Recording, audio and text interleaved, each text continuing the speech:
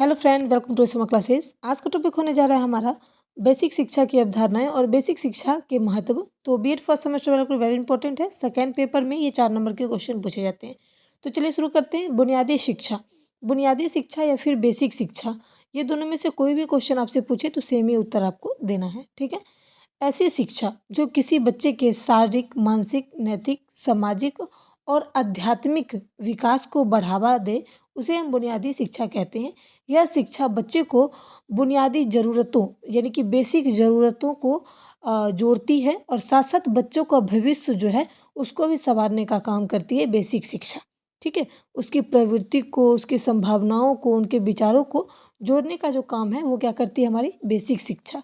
अगर हमें अच्छी शिक्षा मिलेगी, हमारे शरीर में जो विकास होता है, मानसिक विकास, सामाजिक विकास, कई प्रकार की विकास होती है, वो सबको जोड़ते हैं तो हमारा बेसिक शिक्षा होता है। यानी कि हमारा व्यवहार कैसा है, तो हम देखेंगे कि हमारे माता पिता से हमें कैसे शिक्षा मिली है, तो हम किस तरीके से बिहेव करते हैं यानी कि व्यवहार करते हैं।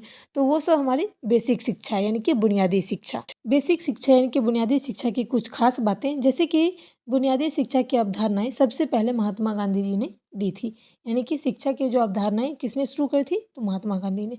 उसके बाद आता है, गांधी जी का मानना था कि शिक्षा को लाभदायक और सस्ते में देनी चाहिए। यानी कि हमारे जितने भी जनता हैं वो बिना लाभ के कोई कार्य को नहीं करते हैं। इसलिए महात्मा गांधी ने बोला कि भाई अगर शिक्षा के माध्यम से माता पिता को लाभ मिलेगा और सस्ते में दिया जाएगा तभी वो अपने बच्चे को स्कूल वगैरह भेजेंगे। इसलिए शिक्षा को सस्ता और लाभदायक बनाया गया। उसके बाद आता है, गांधी जी के मुताबिक शिक्षा का मकसद सिर्फ पढ़ाई लिखाई नहीं था बल्कि आत्मनिर्भरता भी था। यानी कि बच्चे जो हैं वो पढ़ लिख कर आत्मनिर्भर बने, अपने पैरों पर खड़ा हो और उसके बाद वो विकासित यानी कि कोई भी चीज़ का विकास कर सके। अगर वो पैसे कमाएंगे तो अपना देश, अपना भविष्य, सब चीज़ का विकास होगा। अपने परिवारों का जो आर्थिक स्थिति है वो भी ठीक होगी। गांधी जी ने शिक्षा के बारे में व्यावसायिक दृष्टिकोण रखा, यानी कि शिक्षा के साथ साथ बिजनेस यानी कि नौकरी। उनका मानना था कि भारत में जैसे गरीब देश बहुत है, गरीब बच्चे बहुत हैं, तो वो साथ साथ पढ़ाई करेंगे और कुछ कमाने का तरीका भी सीखना चाहेंगे। यानी कि उनको व्यावसायिक बुद्धि ज्ञान भी दिया जाएगा। उसके बाद आता है, गांधी जी ने वर्धा शिक्षा योजना भी बनाई थी। गांधी जी के शिक्षा शास्त्र जो थे उसके उनके 3 स्तंभ थे। पहला है शिक्षा और चरित्र, यानी कि वह जीवन भर शिक्षा को ग्रहण कर सकता है। उसके बाद है इसका सामाजिक चित्रण, यानी कि वो समाज से भी जीवन भर सीख सकता है और इसे एक समग्र प्रक्रिया के रूप में देखा जाएगा। यानी कि शिक्षा की पूरी प्रक्रिया के रूप में इसे देखा जाएगा, चाहे शिक्षा कोई भी माध्यम से हो, यानी कि समाज के माध्यम से हो, शिक्षा स्कूल के माध्यम से हो, तो वो पूरी प्रक्रिया देखी जाएगी। गांधी जी ने व्यवहारिक अधिगम पर भी जोर दिया, यानी कि बच्चों को व्यवहारिक चीज़ भी सिखानी है, किसी का आदर करना, सम्मान करना और व्यवहार कैसे बोलना है, किसी के सामने कोई चीज़ को कैसे प्रस्तुत करना है आदर के साथ, ये सारी चीज़ें भी गांधी जी ने शिक्षा के माध्यम से जोड़ दिया है। उसके बाद आता है बुनियादी शिक्षा का महत्व। तो देखेंगे बुनियादी शिक्षा बच्चों के विकास के लिए ही ज़रूरी है। यह बच्चों का संज्ञानात्मक, शारीरिक, सामाजिक, भावनात्मक, रचनात्मक विकास को बढ़ाती है। मैंने अभी भी बताया कि हमारी जो शिक्षा है वो हमारे शरीर के अंग से लेकर समाज तक उनकी भावनाओं को लेकर, सब चीज़ को लेकर वो विकास की ओर बढ़ाता है। अब देखेंगे यह बच्चे को साक्षरता और अंकगणित जैसे ज़रूरी कौशल सिखाती है। यानी कि बच्चे को साइन करना, अंकगणित, हिसाब किताब जोड़ना, पैसे गिनना, ये सारी चीज़ें जो नॉर्मल होती है, जो ज़रूरी होती है, बेसिक चीज़, वो सारी चीज़ बच्चे को आनी चाहिए। यह बच्चों में आलोचनात्मक सोच विकसित करती है और उन्हें आत्मविश्वास बढ़ाती है।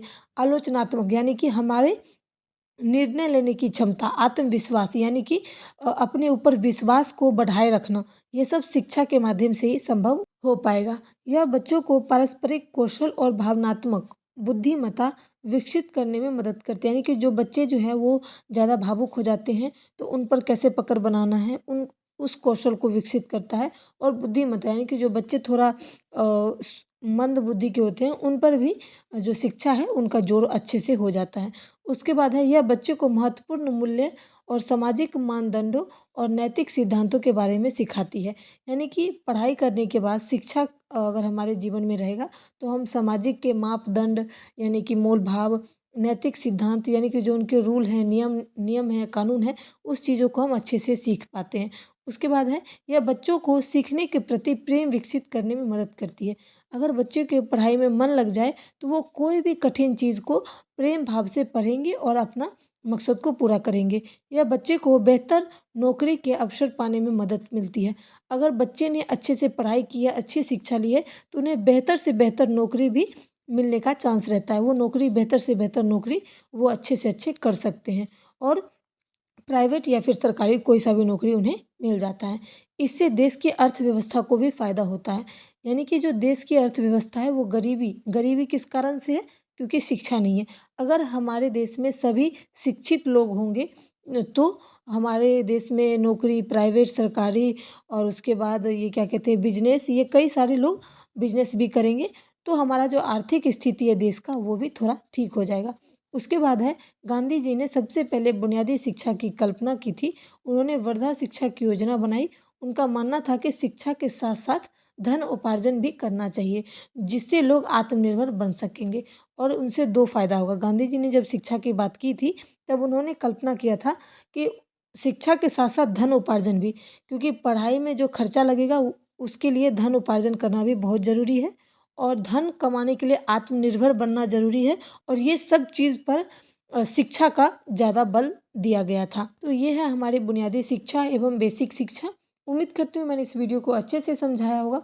अगर आपको समझ में आए तो like, share, support. Thanks for watching my video.